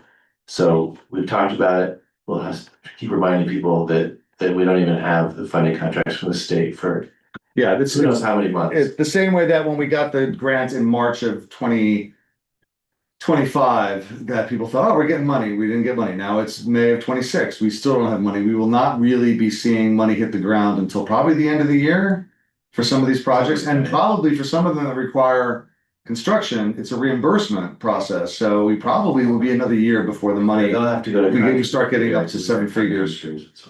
But $4.5 million is about 65 to 70% of our annual budget is what we got in one fell swoop from the state, which is really good. Very good. Very good. And I want to just say, Andy was the one who ran that process at getting the grant going. He did a great job with it. He had a committee that was very good. We have to do a big party about it. I really want a party. Yeah, we should have a party. Yeah, we should have a party. Party We'll about, hand around the big check. if anyone hands me that big check. Use that as a straight shot glass. You touched my check. That's right. So right now, put that in the Paramount bond. Don't you dare. All right, We got some pretty detailed village administrator memos to get through. oh, we do, okay, so let's get through those, well, let's end with those, so we can get, so we have let's put you on a clock with those by getting through the other stuff, so we can end. That With is your 5 memos? minutes per memo. Yeah, we get, all right, so let's just go through old business. Oh, this is something we have to talk about. You have a memo for that. E-bike regulation, we have a document that you're gonna go over for that. Park Philly 5, it's one of yours. Tourism grants we talked about just now. Shoreline path update we just did. But we adding, No, I wanted. Oh, you wanna talk about the attic? Let's talk about that. That's Yeah, not it's still a. went up in the air, but we really wanna pave that. I was there the other day. They ripped up the whole, the pavement's gone. Which, Not all the pavements gone. This morning, the pavement looked to be gone. Looked like it was ripped up. what street again was this? Huh? Where? This is the Shoreline Parkway where the parking, where the, not the pavement, Yeah, the asphalt. the asphalt that people drove on by the gazebo Yeah. looked like it'd been ripped up, which is fine. And by the skate park, that whole area. Yeah, that area. So we didn't agree to it, but we basically agreed to. Yeah, we expanded the project a little bit to include some asphalt work. And we may need another bond, we need to. Well, this project is way over the grant anyway, so next meeting actually we'll go over the bonding plans to pay off. Okay. The part of it that's not funded. All right. Sounds good. So yeah, actually, I don't remember to do that for June 11th. The bonding question. All right, all right, so we're gonna probably have to do that, which I think is worthwhile. To get like some nice new asphalt down there. To replace the cracked stuff that was there, to make it look much nicer. 8/6, the Pride Center date. Anybody have an objection to them moving it to Thursday, June 25th?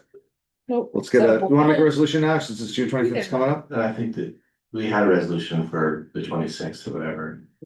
All right, can I make all right, can I get a motion from somebody to change the BIPOC event that has previously been approved, but change the date to Thursday, June 25th, 2026. Motion. Second. All in favor? Aye. Motion carries unanimously. The Pride Center date is now hereby moved. We talked about the grant announcement. Now the communications, we talked about the first two. Justin Macchia wants to do a Haven Court block party on June 13th. That's coming up. Do we want I'd to? like to get a resolution on that. All right, can we get a resolution approving a Haven Court closure for block party under the rules that we have set aside for block parties about them providing vehicles that will block off the roadway for safety? That would be for June 13th and a rain date of June 14th. Can I get on the table? Motion. Second. All in favor? Aye. Motion carries unanimously. And then last is a request from the YMCA to do an open run, meaning just walk up and you can play, right? Right, That's kickball and basketball in Memorial Park on Thursdays, June 2, 9, 16, 23, 30. We have 5 Thursdays in July. Yeah, And then- July 2nd is not a good day. Well, actually, we're not preparing anything. We're Okay. not gonna be down at the park, are we? Yeah, We have nothing at the park and there's not gonna be any, is there any prep work? Park, right on Main Street, right? But yeah, dude. that'll be on, yeah, you're right. Is there any preparation being done the night before for the concert on the 3rd? No, They don't have to set up a stage or anything like that? They're just gonna be right in the gazebo?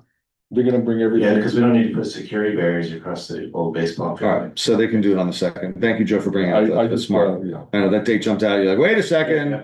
There's a lot happening that day, but it's not happening down at the park.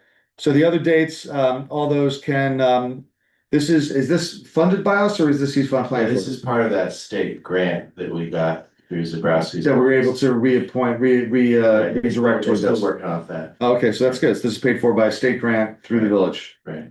Okay, Nice. can I get a motion to Motion. allow the YMCA to run basketball and kickball open run on Thursdays in July and August from 5:30 to 9 o'clock? Motion. Second. All in favor? Aye. Motion carries unanimously. All right, now Andy, let's get to your memos. All right, Where you wanna start? so we talked about parking pretty extensively recently at a workshop, and you asked me to follow up with a couple of things. One was, we agreed to abandon the bonus free 15, which people get automatically when they pay for parking through the muni meter. Yes. That has been implemented. And we need to go out and test it to make sure, but it's the Flover people said they got it done. But you wanted to know more about the standalone free 15s. I run an analysis of that and it gives you some information here. Of 125,000 Flover transactions last year, about 40,000 were free 15s. I looked to see if they're used predominantly by just a few people. In reality, they're spread out quite broadly. There's about over 12,000 license plates that are sort of unique users of that. So it's not just a couple of people running up the lot of 315s. It's spread out. Yeah, you're saying that the wide variety of people take advantage of the free It's 15. actually pretty popular and pretty well used when you think about what portion of the transactions that really is. It's actually fair enough. It doesn't really add up to much money if you calculate, if it was 25 cents for each 15 minutes, you multiply it out, it's less than $10,000. If we That's our out-of-pocket cost for allowing it. right, that's sort of the opportunity cost. Like, No, where- What's the out-of-pocket cost for it? Because don't we pay for the transactions and we don't pay for those? Well, we print paper. That'd be, Yeah, okay, little bits like that. so, but that'd be Yeah. 5 cents, 10 It's not cents. much, yeah. I mean, it's whatever, it's wear and tear on machines. So the out-of-pocket is not tremendous, but the lost income you're saying is only $10,000. Yeah, if you were paying for those 15 minutes at 25 cents a pop. Okay. So, for what it's worth, it's not a lot of money, and it's a popular program. And if people started paying with their credit card for 15 minutes, it would cost us right now 50 cents on each transaction, so we'd be going backwards with that. So it costs us money. Yeah. That would lose a lot of money, right? Why we don't allow it, by the way, people ask, why can't I use the app for it? The reason is that we pay a transaction fee on the app, so there would be, the free 15 would still cost you 40 cents, because you'd have to pay the transaction fee, or else we'd be It'd be paying for people to park here. It'd be silly. So I would recommend retaining that program because it's popular and cheap. But let me have a question. I have a question for you. Sure. People are allowed to do, forget the bonus 15. They're allowed to do 2 separate free 15 transactions. True. Per day, yeah. Okay. Have you It's in there. We did, I know, yeah. not a lot of people use it. Not a lot of this, so can we just? I don't know, it seems a little bit, I mean, it's low numbers. Yeah, And I- any change results in people getting confused and complaining and using up staff time with yeah. their confusion, so I would recommend against any change and all of that. You recommend to keep it? Yeah. Okay. I do want to give you some information in that section of the memo. There's also, I ranked our meters by how much money they make. It's just kind of fun to dig in a little bit into our parking data, so you can see which these are muni meters, because remember, the zones on the app are pretty big. You know, 7,500 for basically all the curbside spots, and you get 7,550 for parking lot, so. But these mini meters are much more granular, because there's 35 of them spread around the village. It just gives you a little sense of the flow of people's parking demand and sort of turnover rate. So this table here shows you how much money a mini meter made, and the average duration of stay. So just for example, the one right next to Catherine Street lot is our highest performer at $3,700 during this period of time. Oh, I'm sorry, 3,700 transactions for about $3,000. It's actually, it's actually ranked by the number, not the, it's ranked by the number of uses, not the revenue. Right. The highest revenue is 7 South Broadway, it looks like. Yeah, you're right. Ranked by transaction number. But that's So- interesting. Why would the revenue be different from, because they stay longer. How long they They stay. don't stay that long on Catherine Street. You know what that is? That's all that's Didier It's drop. going in and out of the bakery. That's Didier, that's Didier. We should give Didier a little taste of that. 'Cause, So that's capturing, it's set up for curb and for parking lot there. So there's getting both. So it's kind of fun just to see, and if you have questions, if you're sort of thinking about our parking system and you want me to try to run some analytics for you, I'm happy to do that. Because we basically have data on the usage of all our meters, the usage of our app.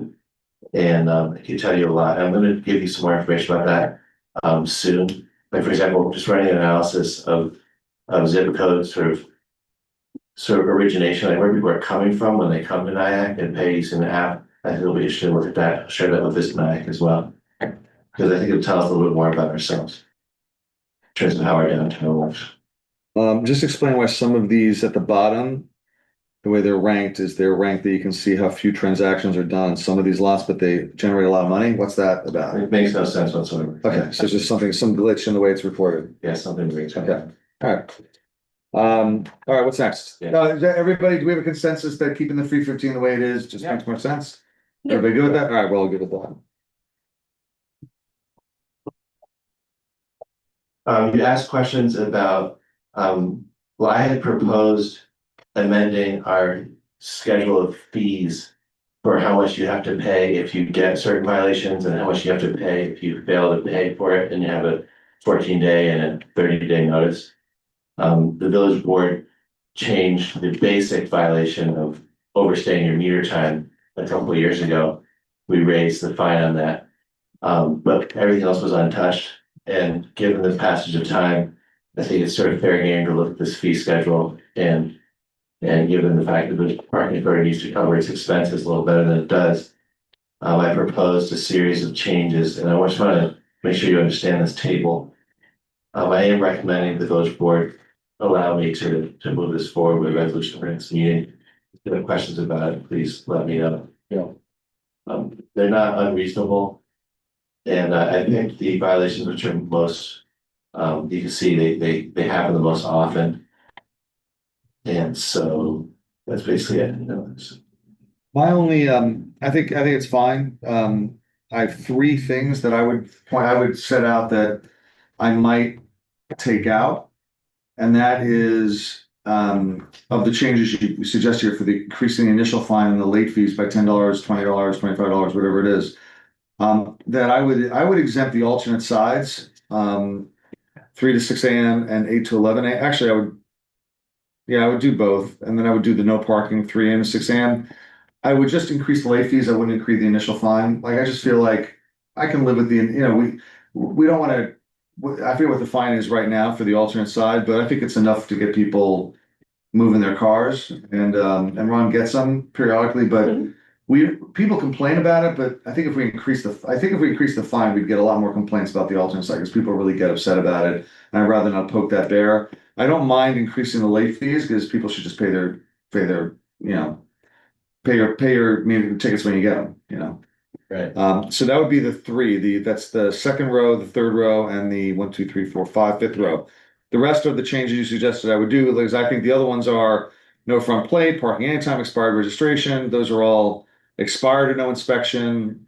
Those are all, I don't mind increasing the initial fees because people, that's us enforcing state law, you know.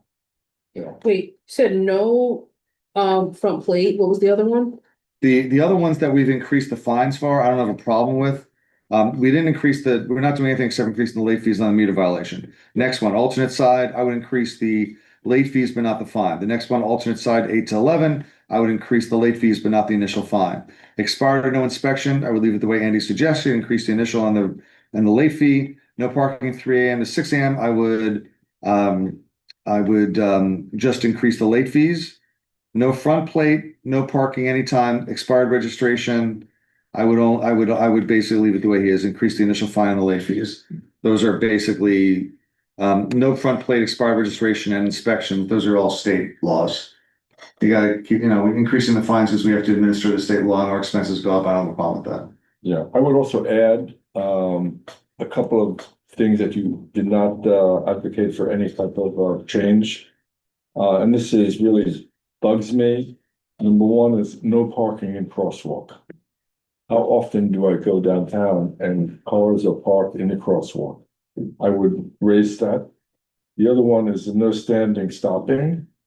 There are a number of locations that it's clearly signed and people just ignore it. And double parked, especially in the downtown on Main Street.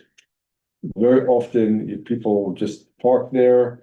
I mean, if I see somebody running in, and they're not supposed to, but I see people just keeping that car double parked, and the traffic builds up both ways on Main. Definitely should have an increase in the fine. Of course, we need more enforcement, but are the parking inspectors, are they allowed to ticket for that? Sure. Okay, yeah. So those are the ones I would take some, I mean, all the rest, I agree with you. Wherever they are is fine. So just looking at the second table here, which has the list of all the violations. I don't have a printed version, so it's hard. Where I can scroll over with. I wanna make sure I get your directive clearly, and I haven't had a chance to write it down well. All right, So, let's go through it on now page 4, all right? yeah, Page 4, if everybody kind of agree with what I said and what Joe said, Yeah, let's just okay. summarize it. All right, so that would be alternate side 3 AM to 6 AM, which is about the 12th row down. You said increase the initial fine and the late fees. We would suggest just increasing the late fees. okay, For alternate side 8 AM to 11 AM, that's down there toward the bottom. It's about 10 from the bottom. yeah, Again, increase the late fees, but not the initial fine. gotcha. And then for no parking 3 AM to 6 AM, that's about 2/3 of the way down, about 12 or 13 rows from the bottom. You can see it says increase initial fine and late fees is the only one nearby that says that, Just the late fees. just the late fees. This guy, so that's the one that I usually get. Okay, And then everything else you've suggested, we would keep the way it is, except we would also add No parking in crosswalks. no parking in crosswalks. Where is that? That's the sixth one down. No parking crosswalks, which is currently $100 fine. I would raise it to 125, make it painful. Raise everything by $25. Yeah. 125 late fee. You hear that? yeah, 125, 175, 225. Yeah, plus 25 across the board. No standing and stopping. I'd raise that to 75. Okay. I'm gonna start walking, that's not. Yeah, I was gonna say, at some point, I understand. The only thing about the standing stopping Yeah, is that people, I do wanna caution us on not being overly cruel. the problem is the reason that doesn't get pulled much, and the same thing with double parking. You see, double parking, if you go to the page back, there's only 27 violations that we had last year on it. The no stopping, where is that? No standing, where's the no standing? It's about, Where is it? What's the number? 12 down. Whatever you got. Find it? No, what, how many does it have? How many violations was there? The page before, Oh, I'm not, the page before, how many violations were, that's what I'm looking for. I'm not seeing that one. it's all on here. It might have been just too few to.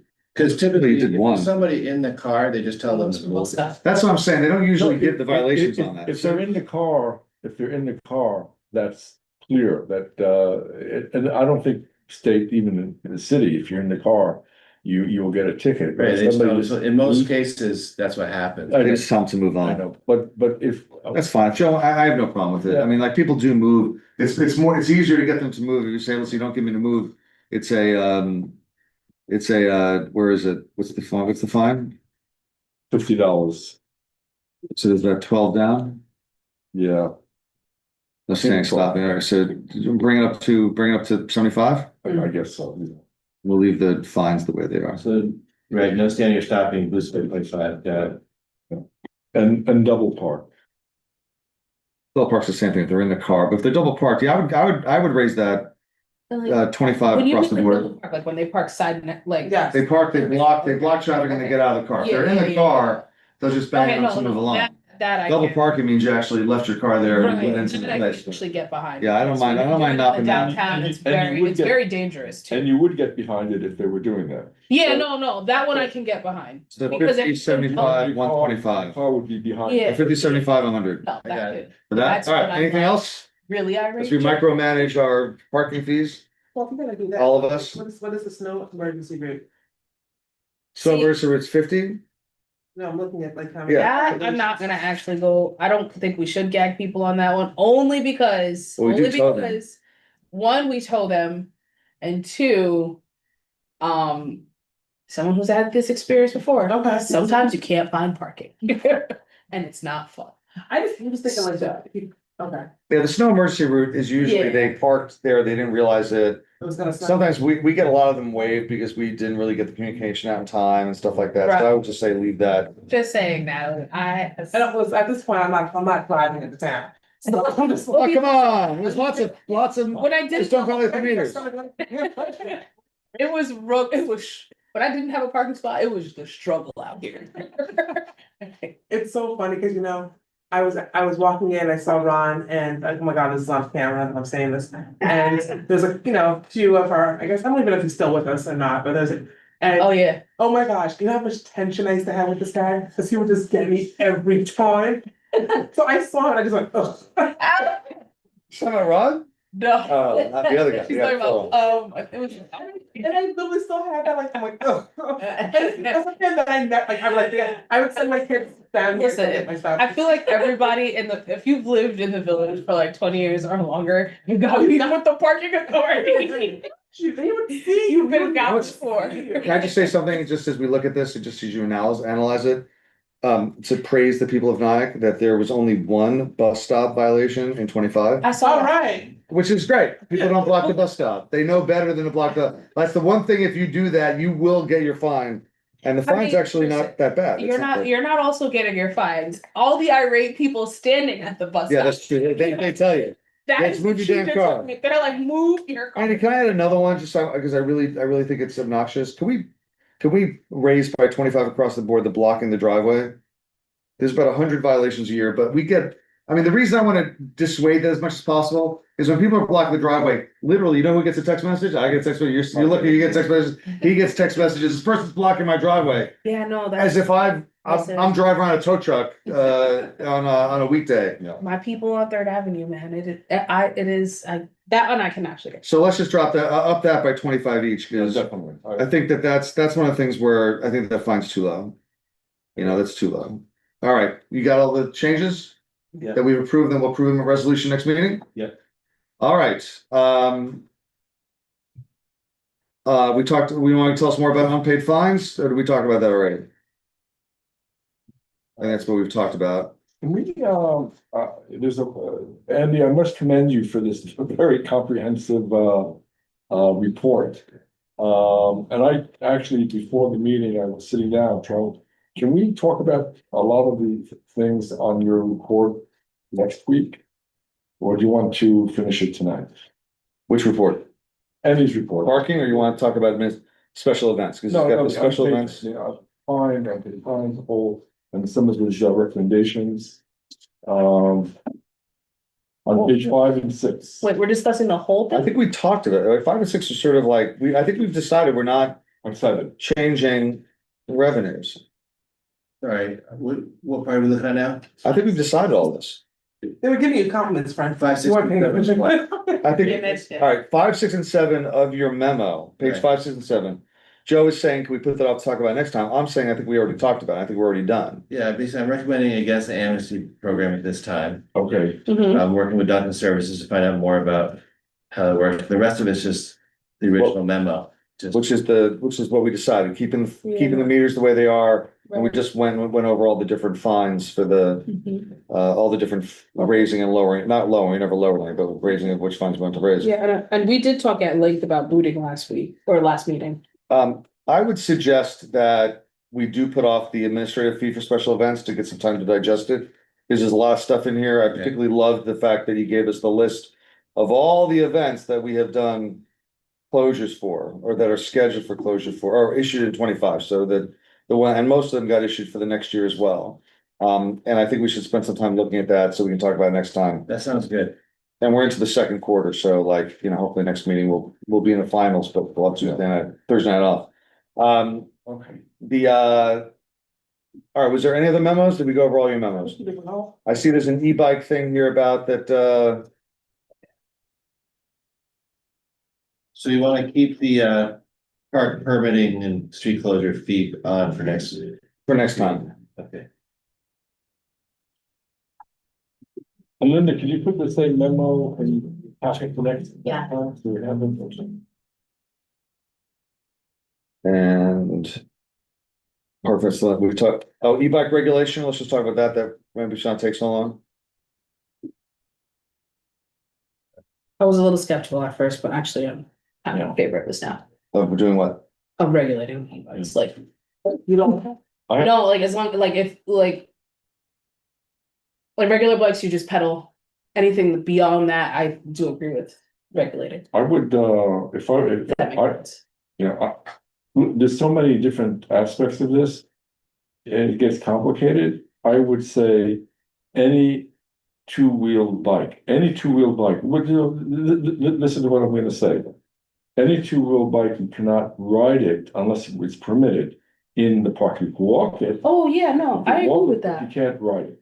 I mean, don't get, I agree with that, at, like, personal detriment, because I do like to ride And through, there's not that. but there's I not- don't disagree with it. I think that's actually a fair rule. I think it's a fair rule. I would make one exception to it.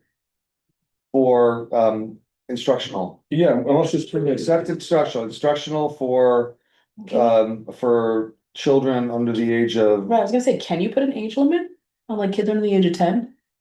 Well, Anyone? I've only- I wouldn't put an age limit because then you start to go into, God forbid, start looking at disabilities and all that other stuff. So I wouldn't put an age limit on. That's fair, yeah. Because there are people that are a little bit older. That still learn how to ride a bike, no, it's fair. As long Because as I like the idea the kid, you take your kid down there to get the. But you can limit it to instructional. Yes. Right, we can limit it to instructional permitted purposes. instruction. Nah, we can't No, have we dad can't. coming up Yeah, here get up. permits and take his kids. Oh, I'm talking about the YMCA, they wanted to do it. No, but that would be allowed. Permits, yeah. All right, either permitted uses or instructional uses. That Is teaching that- people how to use bikes. Is that making it difficult for you? That means, Let's ask the that. idea that I can't ride my bike into the park on the driveway. just Burns at seems- your soul. seems Can't use your bike. Out of sync with park use in general, like, we've all been way down to the waterfront forever. Yeah, but listen, But it's I not. agree with that. I don't know, yeah, because there are parts that require you to hop off your bike and walk. So that's why, Central yeah, Park, you cannot Yeah. ride except on you cannot ride your Yeah. bike in Central Park except on the loop. Right, there's right. big parts of Central Park, you can ride your bike here. Yeah, Right, but big parts of even- Nyack that you can ride your bike. And we don't have any Right. we don't have any, I mean, there's no place to really ride your bike in the park except And- for that one area. Right. It's not like it's a good I'm not even park. gonna lie, I only ride my bike over the bridge and then I hop off of it to walk up the hill because I'm lazy. So like, that's where it's like, I can always do that earlier, but I don't, I I don't necessarily disagree with Joe. I think we should tell people to dismount. Oh, Well, that I think we should do signs basically saying dismount on the pedestrian bridge, like don't ride your bike over the pedestrian. Yeah, but we but think I we think you should. should same thing dismount with in the park. I don't think you should be able to ride in the park unless you're either using the skate park, even though no one uses it for bikes because it's dangerous. Or teaching somebody or a permanent program. Only because like, I'm giving this example, and even though I was more upset with myself in this example, when they shut down the streets in Upper Nyack for Goostown Bazaar, they have axed bikers. They've actually stopped telling people like you can't even bike around here because one, people don't dismount. Two, if there's like a kid running around, you might hit him with your bike, which is very dangerous. So that's more what I mean, where like in the park, those are kind of unknown variables to some degree. So maybe we should tell people to dismount. I think if you let people ride bikes, then people are gonna ride e-bikes on level 3, and they're basically riding a moped around on the lawn, and they're riding in the one asphalt area that we have. So I think that we have a very small area of asphalt in the park. God, thankfully. To allow bike riding in that small area is dangerous, because people do use that for a variety of other reasons other than bikes. Now, I will say this, is anyone gonna go bother a guy teaching this kid how to ride a bike? No. Is anyone gonna ride somebody who's sitting on their bike, just sitting on it and hanging out? No. But this gives us the opportunity that if somebody's out there, zooming around, that it's a violation, there's a fine involved. And we don't have that right now. So I would put it in there. I'd put it in there. And I know you're a crunchy granola guy, but the crunchy granola people are not gonna be, we're not gonna be hitting people if they're responsible. The same way that we have rules about certain uses of the park with pets that we don't really enforce because people stay in line. But if they get out of line, we have the ability to be able to slap them. I do also like of the people who do bike around Nyack, they're not going into the park. They're Oh, Well, the guys from Brooklyn? I mean, They never not go to just them, but I'm also thinking about Serious even like bikers. the serious bikers, local people, even like Nyack people, at least from what I knew growing up, teach their kids how to ride their bike on the streets because it's also like street safety. Like you teach them young. So that's why I'm like, I'm not overly concerned, but the bigger concern is motorized scooters because everyone's using those. I mean, I saw a dude on like the highway once with one, and I'm like, that's not supposed to be here. I saw 4 kids riding, definitely, they were. Yeah. You could hear the buzz of the electric engine. And they weren't pedaling, and they were driving, they were whipping up Broadway. They're right. 4 kids gotta be 13 or so. And I've tried, my kid wants to do it too, and I try to dissuade him, but I just think the park's a bad place. All right, we've talked about enough. Could we get a resolution prepared for at least starting the process of, do we need, Dennis, Yeah, if we wanna outlaw bike riding in the park, do we need legislation, or is that something that can be done via resolution? Or do we need, like- It is by local law because we have all those park rules that. Okay. So we need a local law, so So, Gotta no add- bikes, You just gotta add a prohibition. let's start the process. no bikes, No riding a bike. no riding bikes. Yeah, No riding to bike dismount, yeah. in the footbridge but you can ride in the marina. But if you wanna, Yeah, wherever the cars can go, you can go. wherever cars. I said, a prohibition against all types of bikes. Riding them, they're not barred themselves, you just can't ride them. Except for instructional uses, like someone's teaching a kid how to- Solely pedal powered included. everything. Anything that is defined as a bicycle. Simple, just add it on the list of prices. Just, But I mean, simple. I agree with this. I'm more thinking we're starting to establish a lot more rules for the park. So with our security guys, maybe that needs to be like, I don't know if it's already part of their rotation, but we may need to be there with a little bit of extra enforcement, because I don't know if OPD is even gonna have the bandwidth to be like doing. I think, it. So that's just my- I agree with that, but I also think that what happens with these things is it's the parking the bus stop problem. If people aren't allowed to ride their bikes in the park, what a lot of people do is say, listen, you're not allowed to ride your bike here. You get civilian enforcement on a peer pressure kind of way. Yeah, I'm not saying that we need to like establish that right now, but I'm just, if the more we start adding more regulations to like park, everything related to the park, it might be good in the future times to think about having someone there to enforce those things. I agree with that. That's right. Yeah. You're right. We should have somebody that like on Yeah. busy days. I think we've had theoretically, we've had somebody who's a parks So person. my goal is to have our part-time marina attendant do both sort of rangering, go walk across that bridge, check on park use, basically, be around on both sides. But will Busy they, times, which is basically Fridays and Saturdays. Yeah. but will they be empowered to give us summons? No, At least to give warnings. they can talk to anybody they want to. And to empower them, that requires a constable, is that right? Got that right? No, we don't have a constable. There's no such thing as a constable in our law. Well, I meant like, But there are, Like law our enforcement. criminal laws Yeah. have defined who's allowed to issue fines for each violation. There's like literally it defines sometimes it can be a code enforcement, sometimes it's code enforcement or police or whatever the case may be, but we could always amend that, but that'd be a Can pain. the parking authority, Also, just the parking authority, 99% of the time, they're ticketing inanimate objects. They do get yelled at, but they're not actually trying to take a human being and Yeah. ask them for ID and deliver a ticket to that person. yeah. so that should. And it's really more of a policing type of. Yeah, no, that's what, yeah, that's most my question, is that a police thing or can you empower them? Okay. Speaking of the